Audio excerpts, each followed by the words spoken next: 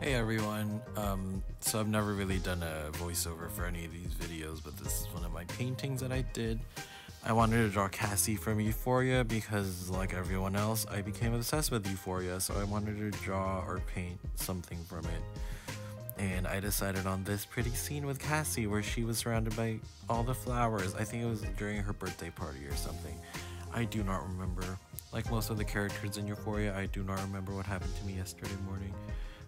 So I can't remember which scene this was exactly, but yeah, so it's working pretty quickly, but I started by blocking out all the colors and going into the specific details.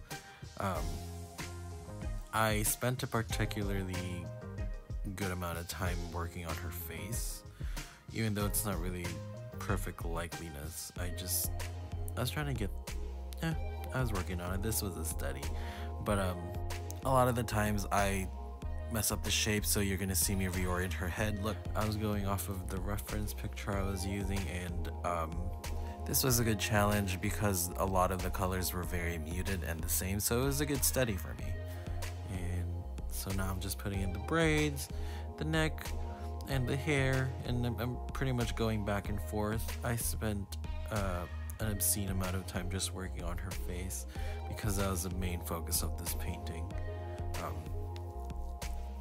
So now I'm working on adding the lashes, making her eyes more lifelike.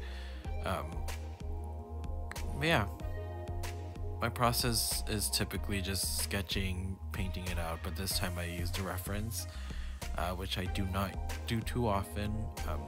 A tip that I can give you if you're just starting out is use reference. It's useful. If you want to try to be like a cool artist, not using anything cool for you, good, but using reference is really useful as far as actually learning and finding out what to do with paintings, and just, yeah.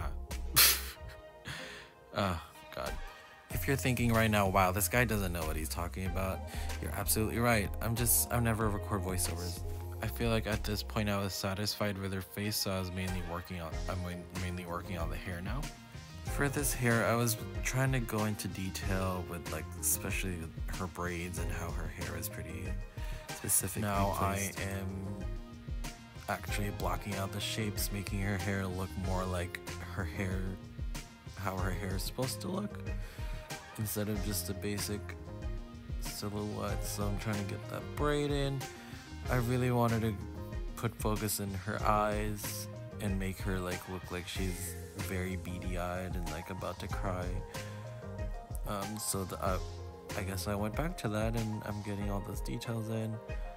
Now I'm working on the finer strands of hair. Normally you're not supposed to, you won't need to like do the individual strands.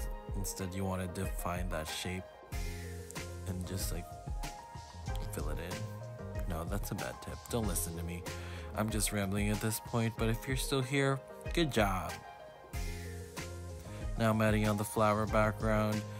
This was a little bit difficult for me to do because I don't usually do backgrounds in my paintings, and I was just trying to riff it off, trying to see what works for me, and like there were a lot of flowers, a lot of roses, a lot of like differing colors in the background, so it was a little bit challenging for me to add this kind of background to it. So now I'm just putting in the details on the roses. I decided to make it a little less like exactly like the picture, but I just wanted to get that feeling of all the flowers being around her. So now I'm just defining the rosettes and putting in the details, and yeah, this took me a while. It was a lot of just lines. Yeah, you can tell that backgrounds aren't my strongest suit, but yeah. And I'm putting in different colored lines and roses just so there's like a little bit more variety. Makes it a little bit more exciting for the eye. Now I'm adding the flowers closer to view, and now I'm about to play with the lighting.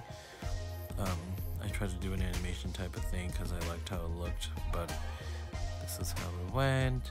And then for the final shot, I just settled on adding a little bit of bloom to make her look a little bit glowy, and then I blurred it a little bit, and here we go. And here she is in all her glory. This is the finished painting. But thank you for watching my video. That was the first time I've ever done any kind of like a voiceover. So if you watched all the way through, thank you. I appreciate it. If you have any feedback, let me know how I can improve. Let me know what you want to know. If you actually do want tips for me, wow, first of all. But yes, let me know what you want to learn, and then we can go from there. But yes, thank you for tuning into my first ever voiceover video for a painting. But yes, like, subscribe, have a good day, people. this is the outro temporarily because I don't know what to do.